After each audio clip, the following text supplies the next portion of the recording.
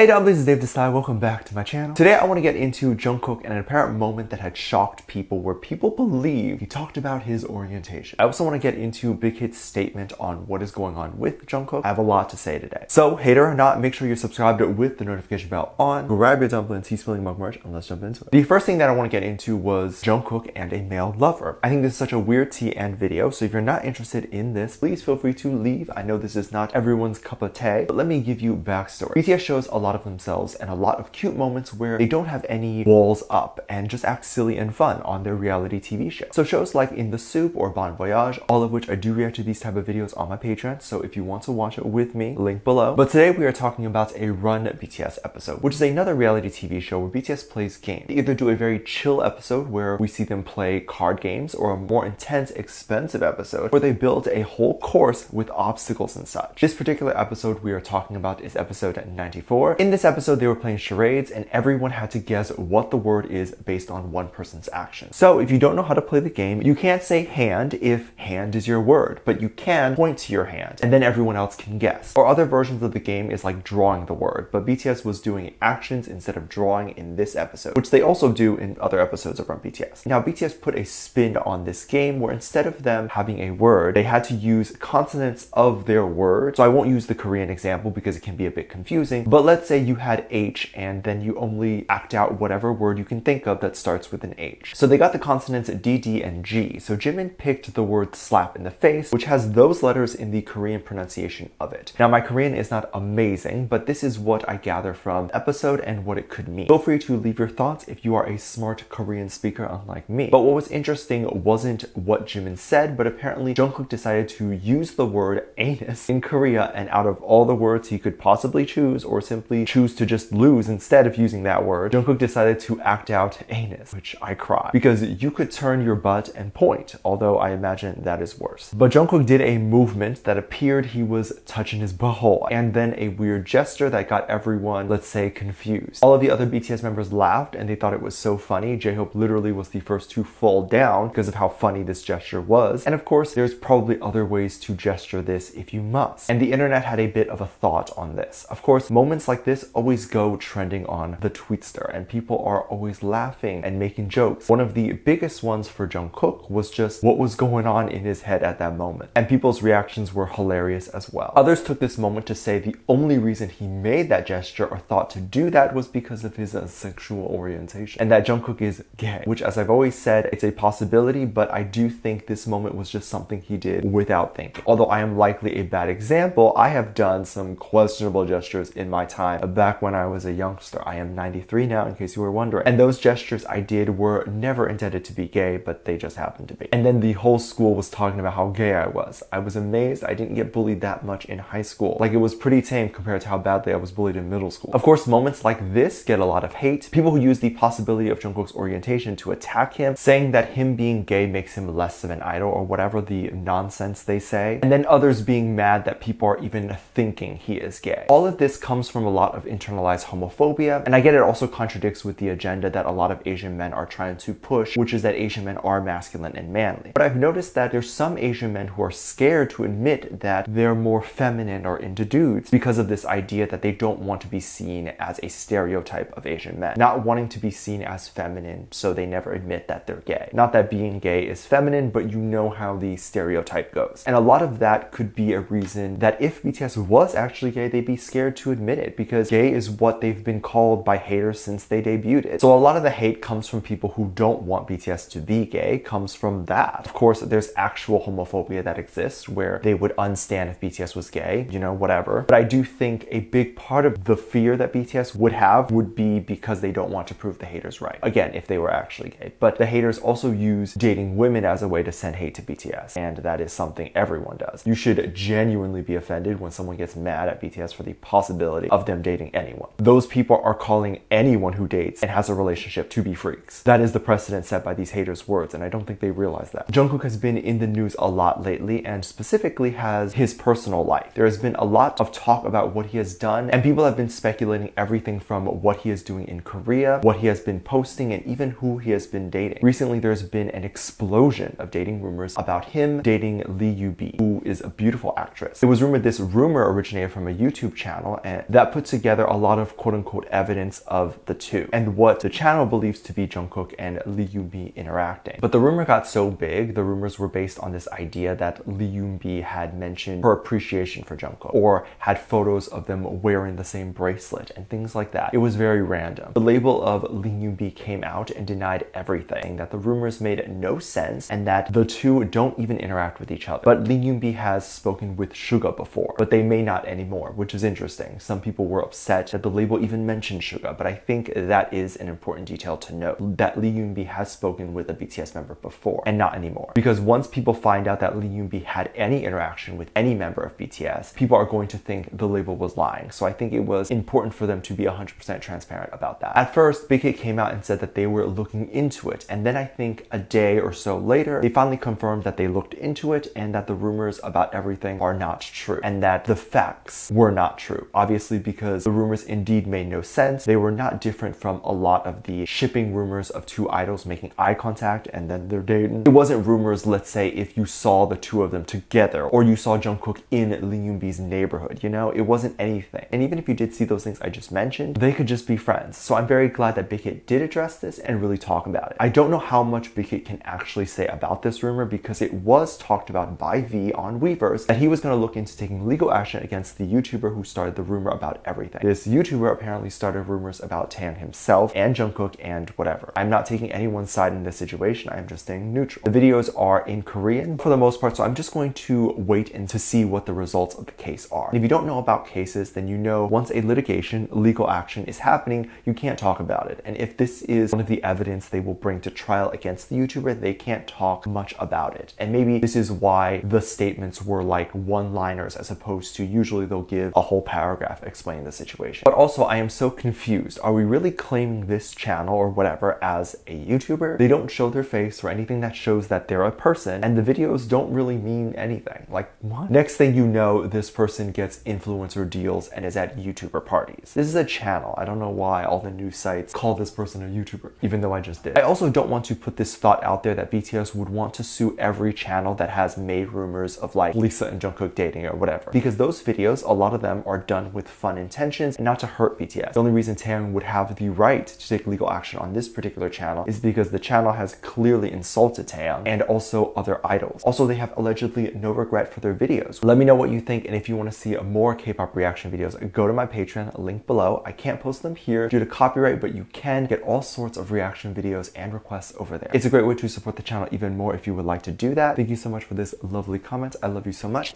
There will be some videos that will pop up on screen, and I'll see you over there. Bye.